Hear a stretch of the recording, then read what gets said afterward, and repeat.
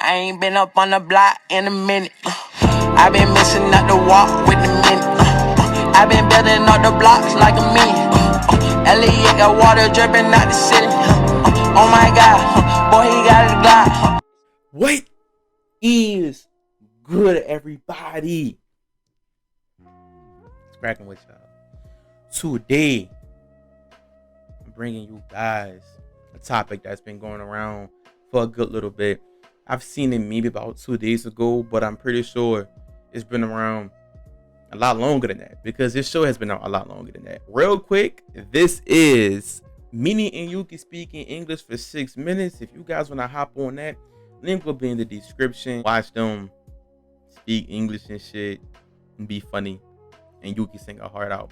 If you click on this video, chances are you're watching Singles Inferno already. If you don't know what it is a group of really attractive men and women that are on an island, and they're basically there to just date, to see who's interested in who. It's like a reality TV show, and it's really interesting.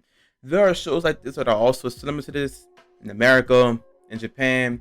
There's a show called Terrace House that's also similar to this, and I've watched it back when I was maybe a freshman in high school, like a long ass time ago, and I enjoyed it. But I like Singles Inferno a lot more because it's more interesting.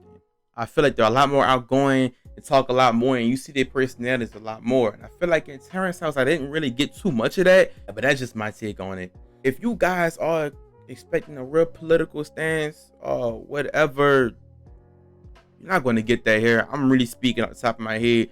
Whatever comes is going to be said. Yeah, thank you for tuning in. Got you on the beat, little bitch. Really international fans. International fans are having a problem with colorism. To let you guys know, Korea is obviously still traditional. If you have been a K-pop fan for maybe a year plus, these people are still traditional, right? America, on the other hand, we have so many movements going on, so many that you can't count. We got a lot of movements going on, whether it be feminists or Black Lives Matter, LGBTQ plus, just everything going on. Don't take those and try to apply it to the rest of the world, because the rest of the world doesn't run like that. The rest of the world is still, they still have their old values and their traditional ways. So I don't feel like you should take American problems and try to be like, ah, shit, that's what's going on. It's not. There was a scene in this show that went down, I want to say maybe the first episode or two, if I can remember, and this woman was walking down the stairs. They're really rocking out. There's a woman walking down the stairs, and a guy thing, he made a comment. He was like, you know, oh, she's white, she has fair skin, or she's pale. You see one of those three. Now, some people call that colorism. It's not. Koreans really like pale, fair, white skin. That's just something that they value. They really like that. I mean, the women walk around with umbrellas so the sun will make them darker. It is what it is like that over there. Now, real quick, I'm gonna slide in a really quick clip of Grace's video, because she also made a video about this. I can link that in the description too, because I'm not trying to steal your content, Grace. She had a much better take on this segment because, motherfucker, she's Korean, and I'm pretty sure she know all about this, so I'm gonna slide in right there. Also, history is really embedded in any culture, and Korea was a very poor country. The war only ended approximately 60 years ago. The reasons why you hear Korean parents and grandparents still having conservative views when it comes to a lot of things. Pale skin in the past was associated with those who had wealth in the family, social class, and those who were able to take care of their health a lot better. Simply a preference. You know, I think they had a guy on there that was like, you know, oh, I like a woman that's more tan. My God, that's just a preference. If it was colorism, if me, for example, if I'm like, you know, I don't like dark-skinned chicks, light-skinned chicks is where it's at. Like, any light-skinned women, send them my way. That's all me right there. That's what I like. That's what I want. It's a preference, right? If I say that, besides me saying it's a preference, which it could be, right, that I have a higher chance of being colorism. A higher chance, because that's two totally completely different skin colors. Meanwhile, on the other hand, their reasoning for liking fair skin or lighter skin is due to cultural reasons, due to more historical reasons. My reasoning for liking a woman that's lighter is not related to that at all whatsoever. Even though both of those chicks are black, it's two totally completely different skin colors. And by me saying I don't want to date somebody who's my skin color, I want somebody who's a much lighter, and I can see that being colorism, right? And to us international folk, we see everything.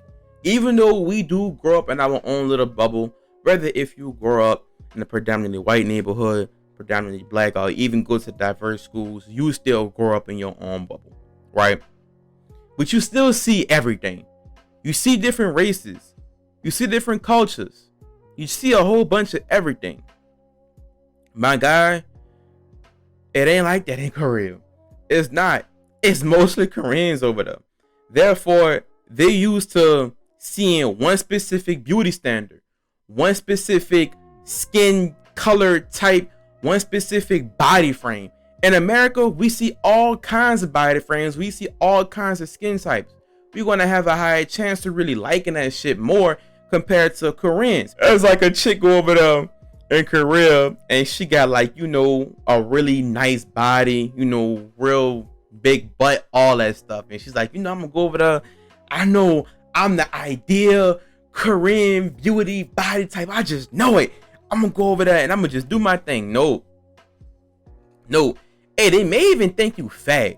I know back then, shit, maybe like in the 90s and the 80s, women who had big butts, they call them fat. Like they call the actual woman fat because he had big ass, which big ass don't got nothing to do with your stomach. I never got that, but you know, people like it now. So the video, guys, links to everything will be in the description. Do not forget to like, share, comment, subscribe, click that bell to get notified. Your boy's out.